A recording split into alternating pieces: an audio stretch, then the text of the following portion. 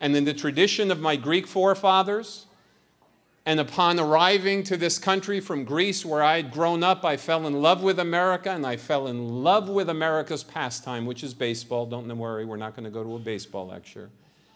But when I recovered from my cancer, I knew that in order to get a grip, I had to literally transform myself from the inside out. And I went on a pilgrimage. And over the course of 1 year, went to every state in America. You heard, I went to every major league ballpark, went to every state that this great country had to offer, saw every nook and cranny of this great land. And by radical transformation, by making positive change, I was able to literally lose 270 pounds without surgery, without gimmicks, without any tricks or any potions that doctors don't want you to know about. Mine was a transformation that happened from the inside out.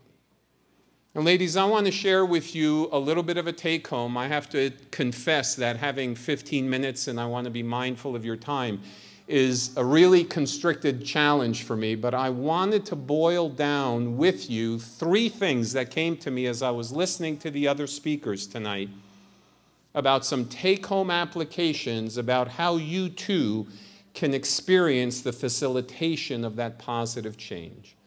First of all, please do not waste your epiphanies. It's amazing to me how many people go through challenging and difficult experiences, whether they be health-related, whether they be economic, whether they be relational. And I'm talking relational in the context of all the dimensions of relationships: romantic, familial, professional. So many of us have the opportunity to be changed by some of these epiphany events, and yet I am very concerned as I observe the pace that humanity lives in, that many of us never even have the opportunity to pause and reflect long enough to glean from that moment the opportunity to take advantage of your own teachable heart. I am here to tell you, and this is an extreme example, that literally cancer saved my life. It's been 12 years. And yet, had I not experienced that life-defining moment of literally having a foot in the grave, I wonder if for myself that epiphany would have ever happened. Don't waste those life-defining moments. So many of us in the midst of traumatic transition, I think, miss the entire point of our own vulnerability, of really making some readjustments, some change in perspective that will allow us to make lasting change. Secondly, how can I say this simply? Choose your pain. What do I mean by that? Lady, change is hard, ladies. There is a lot of talk that people put into, I got to change this, I got to change that. We spend a lot of money. Politicians get elected or thrown out of office, either based on their effectiveness of facilitating it or the effectiveness of their articulating it. Change is hard. It doesn't come easy.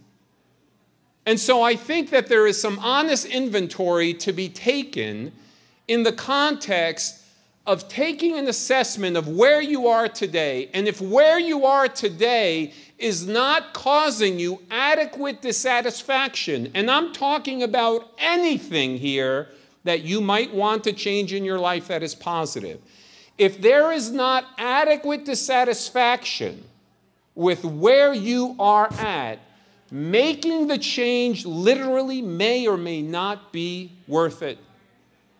Because for many, the pain of change is just too much. For some people, they moan and whine and complain about their circumstances, and yet their capacity and willingness to get a grip and do something about it, I think is limited by a choice that they are making by inference that in order to change, it would be harder and more painful than the pain and discomfort that I am experiencing of just staying the way I am. So be honest with yourself, ladies. You have to choose your pain because making positive changes is hard. The outcome is beyond anything that I experienced. Losing 270 pounds naturally was not something that was an easy thing. But what I have gained as a result of what I had lost, I can barely put that into words. But I, in a sense, didn't really have a concept of that as I was going through the transition. And lastly, 3 simple points. Don't waste your epiphanies. Choose your pain. And thirdly, take a dip in the sea. What does that mean? I thought of this mnemonic recently. The C to me, SEA, stands for support, encouragement, and accountability. Folks, I got to tell you something, and I am so grateful that many of the other speakers identified this tonight. I am sick and tired of people telling each other what to do. Even as physicians, I have to tell you, I'm tired of my colleagues thinking that people are ignorant. I respect each and every person, and I don't even know you here tonight, to say that I don't think you need me up here to tell you what to do. There are probably changes in your life that you're fully already aware of without having me dictate that to you. But in thinking about how can you make that happen, do you have adequate support? Do you have adequate encouragement? Do you have meaningful and positive accountability in your life? In healthcare and in leadership, I think we do a lot and spend a lot of focus and time giving people help. But sometimes they need hope. We're comfortable with giving instruction. Some of the vendors that are out there tonight, I walked around, that's what's happening. Sometimes people need inspiration.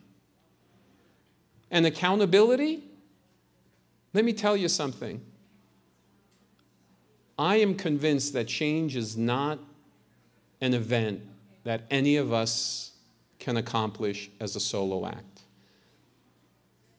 And woe is me as a male up here, because I will confess to you, gender generalization, there tends to be a little bit more individualism and self-reliance in males than there are in many female relationships. But women, a lot of us, I think, have opportunity to grow in not comparing ourselves to each other, but authentically and genuinely and meaningfully being vulnerable with each other. One of my favorite authors, C.S. Lewis, said, "The beginning of true friendship begins when one says to another, 'What? You too? I thought I was the only one.'" And there is something to be said in the context of facilitating positive change by deliberately pursuing support, encouragement, and accountability in our lives. And let me tell you something else. Positive change is liberating. Positive change is redemptive. Positive change is impactful, because this world is hungry for real people who have real solutions to life's real problems. And as a man who has experienced transformation and change that many people find hard to believe, I merely wanted to have the opportunity to testify that I am convinced that done the right way, miracles truly can happen. And while being respectful of every woman here and the likelihood of having a diversity of worldviews, I have to be true to self by closing my time and sharing with you one simple little verse from the Bible. Matthew chapter 5, verse 16 says, "So let your light shine before men and women, that they may see your good works and glorify your Father who is in heaven." I just want to confess that if in any way, and you may not have even been that impressed, but if in any way I stand up here and give you the impression of, wow, look at a great guy who accomplished a great thing, I've missed my intent.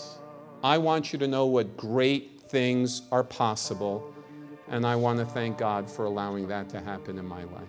God bless you all. Thank you very much.